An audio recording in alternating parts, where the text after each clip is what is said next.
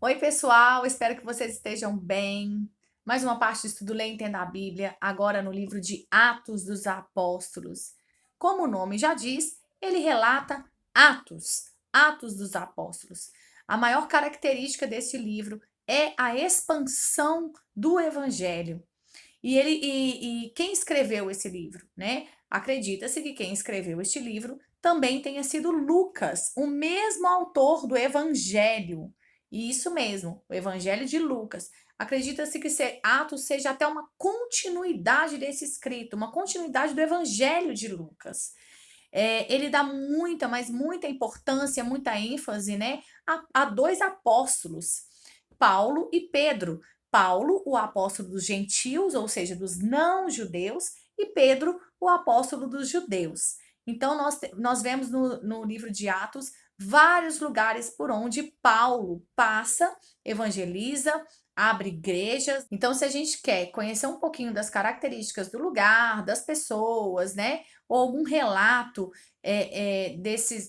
dos quais possa nos dar uma clareza maior, né, para quem Paulo estava escrevendo, qual eram as pessoas que Paulo estava escrevendo aquelas cartas, a gente dá uma passadinha em Atos e procura lá as pequenas passagens onde Paulo relata alguma coisa, né, algum acontecimento lá, por exemplo, em Corinto, em Tessalônica, em Éfeso, e a gente consegue fazer essa ligação de Atos com as cartas de Paulo. E a gente consegue entender melhor para quem que Paulo estava falando, né? Por que que Paulo fala, por que que ele dá algumas instruções específicas para alguns lugares.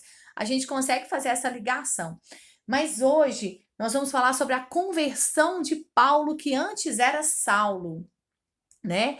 Mas quem era Saulo? Saulo era, como diz ele mesmo na carta aos Filipenses, em relação a zelo, perseguidor da igreja. Paulo era um perseguidor da igreja, ele acreditava que era certo o que ele estava fazendo, ele acreditava que os cristãos estavam corrompendo a palavra da qual ele conhecia tão bem, quando diz respeito à lei fariseu. O fariseu, ele conhecia muito bem a palavra.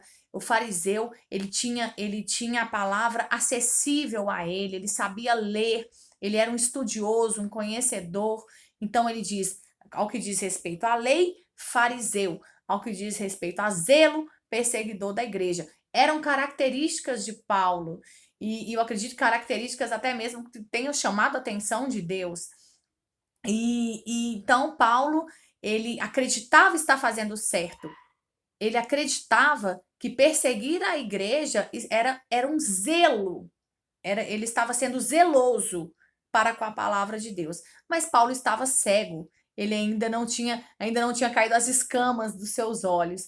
E é essa passagem que nós vamos ver aqui agora, a conversão de Paulo, o momento que Paulo tem um encontro com Jesus.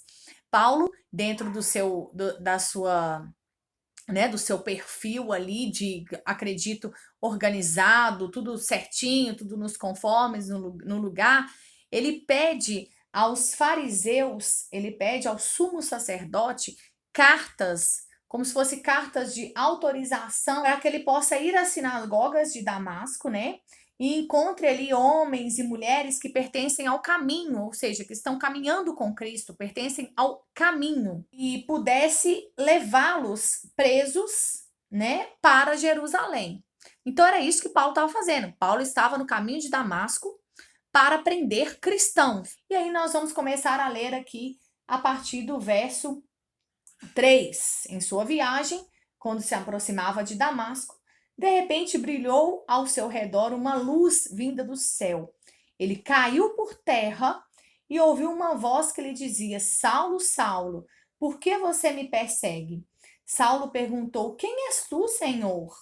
Ele respondeu: Eu sou Jesus, a quem você persegue. Levanta-se, entre na cidade, alguém dirá o que você deve fazer. Então, naquele momento, Saulo se depara com Jesus. Então, ele cai por terra. E aí ele fala: Quem és tu, Senhor? Eu nem sei por que Paulo fez essa pergunta, mas eu acredito que ele ficou sem palavras ali e resolveu perguntar: Quem és tu, Senhor? porque só o fato dele ter chamado de Senhor, ele já sabia quem estava falando com ele. Paulo então é levado para dentro da cidade de Damasco. Lá ele fica 3 dias sem comer e sem beber.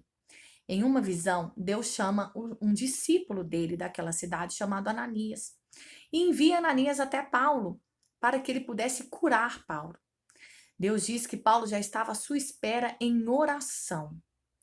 Então, ao questionar, ao falar com Deus que Paulo era um perseguidor da igreja, Deus fala a seguinte frase para Ananias: Mas o Senhor disse a Ananias: Vá, este homem é meu instrumento escolhido para levar o meu nome perante os gentios e seus reis, e perante o povo de Israel. Mostrarei a ele quanto deve sofrer pelo meu nome. Deus tinha planos para Paulo, e os planos de Deus jamais serão frustrados. Ananias, então, não questiona mais, não fala mais nada e vai até Paulo cumprir as ordens de Deus. E as ordens de Deus era que Ananias curasse Paulo, era que Ananias se impôsse as mãos sobre Paulo.